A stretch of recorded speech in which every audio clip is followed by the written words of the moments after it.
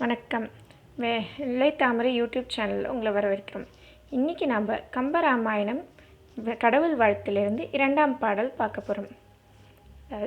சிர்குணத்தார் தெரிவு அற நல்நிலை எற்கு உணர்த்த அரிது எண்ணிய மூன்றினுள் முற்குணத்தவரே முதலோர் அவர் நற்குண கடல் ஆடுதல் நன்று அரோ.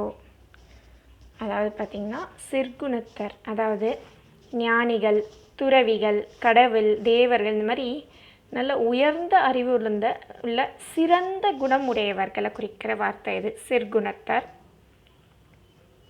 தெரிவு அரு நல்நிலை, அவங்களோட நிலை, அவங்க எப்படிப்பட்டவங்கிறத சொல்கிறது. எற்கு உணர்த்த அரிது, என்னால், அதாவது என்னால்னா இந்த இடத்துல கம்பர் தன்னைத்தானே சொல்லிக்கிறார்.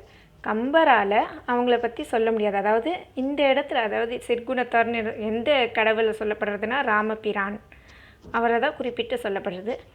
அவரை பற்றி என்னால் சொல்ல முடியாது, ரொம்ப கஷ்டம், அரிது அப்படின்னு உணர்ந்து சொல்கிறது அரிதுன்னு கம்பபிரான் சொல்லியிருக்காரு. அடுத்தது எனினும், ஆனாலும், எண்ணிய மூன்றினுள், இந்த இடத்துல நம்ம வந்து எனினும் ஆனாலும்னு சேர்த்துக்கிறோம். எண்ணிய மூன்றினுள், எண்ணிய மூன்றினுள்னா, அதாவது எண்ணிய மூன்று நீங்கள் சொல்லப்பட்டிருக்க 3 உயர்வான குணங்களை, இந்த 3 குணங்கள் என்னென்னு பார்த்தோம்னா சத்துவகுணம், ராஜச குணம், தாமச குணம்னு 3 குணங்கள் சொல்லப்படுறது. இது சத்துவகுணம், அந்த சத்துவகுணம்ங்கிறது இருக்கிறதுலே உயர்வான குணம்னு கருதப்படுது. சத்துவகுணம்ங்கிறது துறவிகள் இவங்களெல்லாம் குறிப்பிடுற குணம். அவங்க எப்போவுமே அமைதியாக இருக்கிற நிலையை குறிப்பிடுற குணம். ராஜசுகுணம்னு, ரஜோகுணம்னு சொல்கிறது என்னென்னா, பெரிய பெரிய அரசர்கள், அவங்க அசுரர்கள்லாம் ராஜச குணத்தோடு இருந்தாங்க அப்படின்னு சொல்லுவாங்க. தாமச குணம்னா கொஞ்சம் சோம்பலாக இருக்கிறது. உதாரணத்துக்கு ராட்சசர்கள், கும்பகர்ணன் மாதிரி ரொம்ப தாமசமாக இருக்கிறது, அது தாமச குணம். இதில் முதல் குணம் வந்து சத்துவகுணம். முற்குணத்தவரே, அதாவது எண்ணிய மூன்றினுள் இருக்க 3 குணத்தில் முற்குணத்தவர், முதல் குணத்தவரே, முதலாளோர், முதன்மையானவர், பெரியவர்.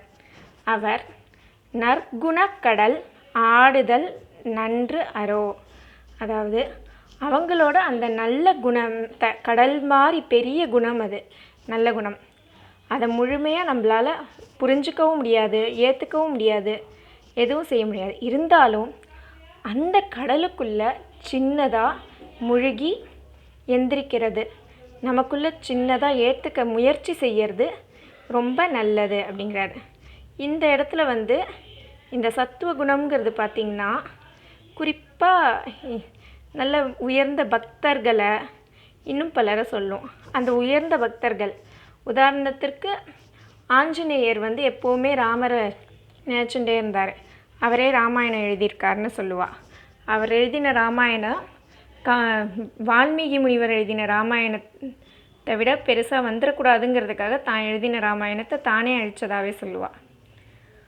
அப்படிப்பட்ட உயர்ந்தவர்களோட நல்ல அறிவு, நல்ல கருத்துக்களை கேட்டு அதை நம்ம மனசுக்குள்ளே ஏற்றுட்டோன்னா அதுவே நமக்கு கொஞ்சம் நல்லதை கொடுக்கும். நன்றி, வணக்கம்.